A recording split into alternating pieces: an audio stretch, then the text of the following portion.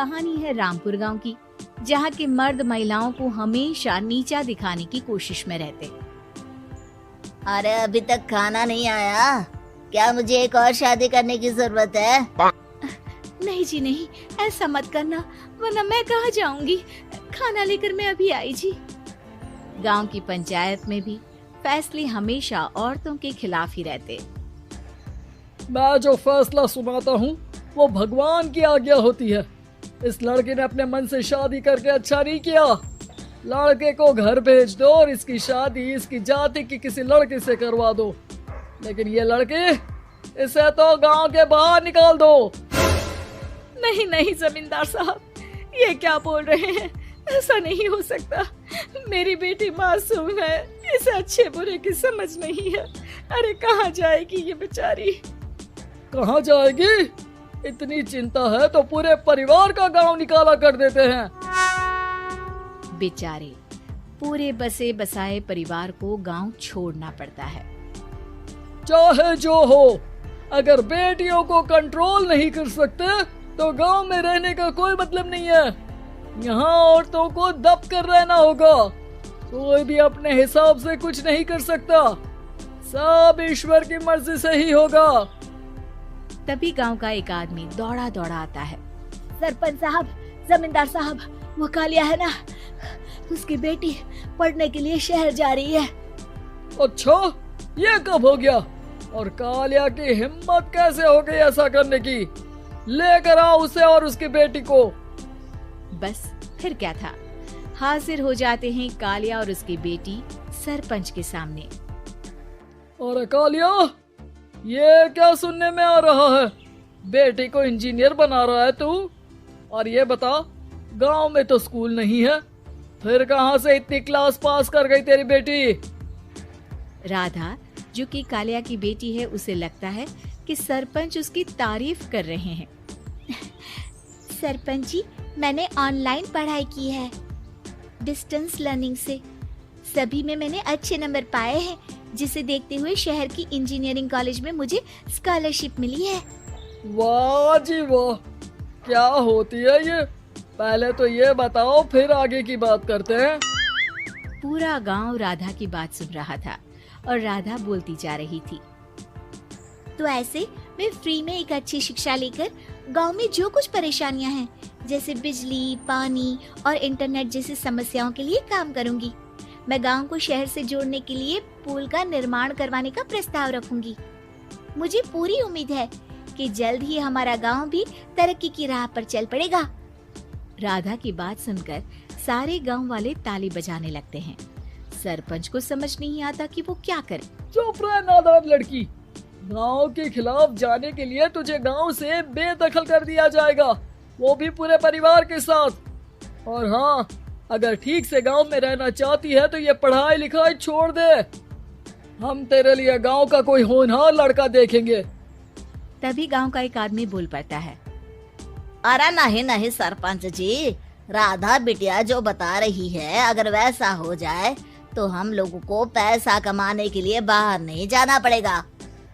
हाँ जी, और ना ही कोसों दूर पानी के लिए भटकना पड़ेगा। हमारे बच्चे भी अच्छी पढ़ाई कर सकेंगे और आगे बढ़ेंगे, ना कि हमारी तरह खेती करते बैठेंगे। क्यों गांव वालों, राधा बिटिया का साथ देना चाहिए ना। सरपंच देखता है कि गांव राधा के साथ है तो वो चुप हो जाता है। वो घर आकर अपने सलाहकार से बात करता है, जो बहुत ही चालाक किस्म का इंसान होता है। अरे सरपंच साहब, आपको बहुत ही होशियारी से काम लेना पड़ेगा। एक बार गांव तरक्की कर गया, यहाँ के बालक पढ़ लिए तो कोई ना पूछेगा आपको। और फिर ये जो बेटा और बेटी है ना आपके, इनको भी आम लोगों की तरह ही जीवन जीना होगा। हाँ, लेकिन करे तो क्या करे? वो ना आप मुझ पर छोड़ दीजिए, बस मैं जैसा बोलूं करते जाइए। अगले रोज सुबह जब गांव वाले सोकर उठते हैं तो राधा के घर के बाहर और साथ ही वो लोग जिन्होंने राधा का सपोर्ट किया था, उनके घर के आगे लाल रंग से कल आऊंगी लिखा होता है। कल आऊंगी, यह क्या होता है? अरे यह तो खून से लिखा है, लगता है कोई भूत प्रेत या चुड़ैल का साया है। चलो सरपंच जी के पास चलते हैं। सभी सरपंच के पास जाकर उसे सारी बात बताते हैं। अरे ये तो बड़ी मुश्किल की बात है। चलो मैं एक बाबा को जानता हूँ, उन्हें बुला लेता हूँ। सरपंच बाबा को लेकर गांव के घर के बाहर जाता है। ओहो, तो ये वो चुड़ैल है जो उन लोगों को निशाना बनाते हैं जो गांव को बदलने का सपना देखते हैं। वो गांव को ऐसे ही संपन्न देखना चाहती है। वो नहीं चाहती कि कोई बाहरी यहाँ का कायाकल्प करे। क्या तुम लोगों में से किसी ने गांव को बदलने की सोच रखी है? तभी राधा की माँ रोते रोते आती है। मेरी राधा घर से गायब हो गई है। अरे कोई तो बचाओ, मेरी बच्ची कहाँ गई?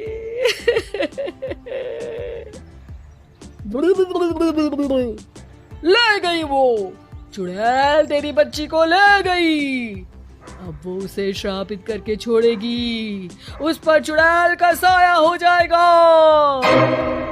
तभी बुरी सी हालत में राधा भी वहाँ आ जाती है। उसके बाल चुड़ैल की तरह फैले होते हैं और कपड़ों में खून लगा होता है। सभी राधा को देखकर डर जाते हैं। माँ, पता नहीं मुझे कौन उठा कर ले गया था। अरे दूर दूर हो जा चुड़ैल, अब हम लोग इस गांव में नहीं रुकेंगे। अरे कैसे बातें कर रहे हैं आप? कल तो आप मेरे भरोसे गांव का हुलिया बदलने, अपने बच्चों को पढ़ाने और तरक्की उन्नति की बात कर रहे थे, तो आज क्या हो गया आपको? ये फिर तुम लोगों को बहकाएगी। ये चुड़ैल गांव में आ चुकी है, ऐसे ही ये तुम्हारे घर के बच्चों को भी ले जाएगी। गांव वाले राधा को गांव से बाहर निकाल देते हैं। उसके माँ बाप रोते रहते हैं, लेकिन गांव वाले नहीं मानते। मैं भी अपनी बहन के साथ गांव के बाहर रहूंगा, लेकिन वो पढ़ाई नहीं छोड़ेगी। वहीं सरपंच के घर पर सलाहकार कहता है। देखा, सांप भी मर गया और लाठी भी नहीं टूटी। लेकिन अगले ही दिन सरपंच के घर के बाहर भी वही शब्द लिखे होते हैं। और फिर सरपंच की बीवी कहती है, हमारी बेटी को किसी ने अगवा कर लिया है। तभी राधा का भाई वहाँ आ जाता है। अरे गांव वालों, मैंने सरपंच जी की बेटी को देखा था। वो चुड़ैल उसे उठाकर ले जा रही थी। अरे क्या मजाक कर रहे हो? नहीं नहीं सरपंच जी, आप नहीं जानते। वो चुड़ैल अब आपकी बेटी में आ जाएगी, जैसे राधा के अंदर आ गई थी। तभी सरपंच की बेटी वैसी ही हालत में वहाँ आती है जैसे राधा आई थी। पापा, पता नहीं कैसे मैं गायब हो गई थी। चुड़ैल, इसके अंदर भी चुड़ैल का साया है, मारो इसे। अरे नहीं नहीं, इसे भी राधा के पास गांव के बाहर ही भेज दो। अरे चुप रहो, मेरी बेटी कहीं नहीं जाएगी और चुड़ैल वुड़ैल कुछ नहीं होता है। अरे कैसे बात कर रहे हो सरपंच जी? आप तो बोल रहे थे कि आपका फैसला भगवान का ज्ञान होता है, तो अपने पर बात आई तो अब आप ऐसे बोल रहे हैं। अरे ना ना ना, आपको अपनी बेटी को त्यागना ही होगा। अरे बुलाओ बाबा को।